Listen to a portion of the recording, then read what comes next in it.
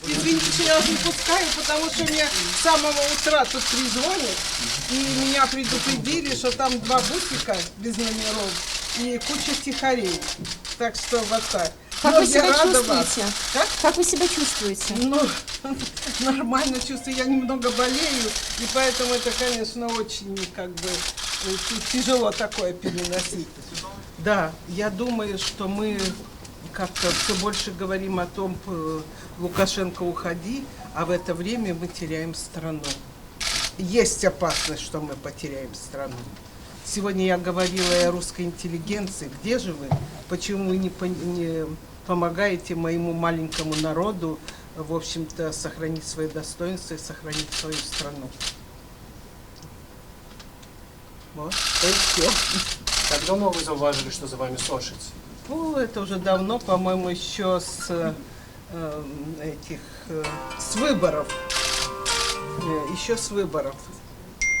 Уже я вышла и вдруг с друзьями. И вдруг за нами они говорят, посмотри, за нами все время идут люди. Они действительно шли за нами. Власть должна начать переговоры с обществом. И общество должно реформироваться. И надо находить какие-то общие точки. И, как вы знаете, мы все время были за мирный протест. Если люди выходили на демонстрацию с детьми маленькими, то власть каждый раз покупала все новое оружие, да, и с одной стороны шли демонстранты, вот эти дети с ними, и шарики несли, цветы этим киборгам дарили, а с другой стороны шла военная техника. Так что кто думает о войне? О войне мы не думали, и мы думали о том, и это назрело, и это надо говорить с обществом. Иначе это все будет загнано в подполье и принесет ничего, кроме гражданской войны, мы не получим. Ну как так? Света Алексеевич, члены Координационного совета ходят поодиночке по улицам. Что мы думаем, белорусы? То есть не нужны военизированные какие-то дружины, но необходимо защищать себя, свою свободу, свою демократию, свой выбор.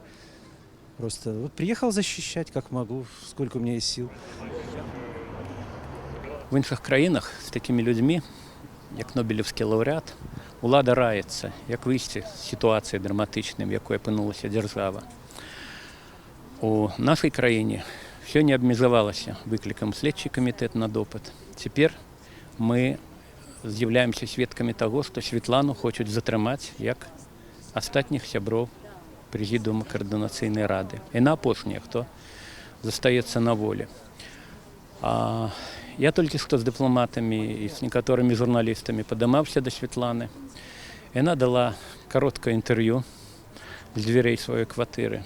Вона спокійна, мужна і готова до всього. А серед іншого вона сказала про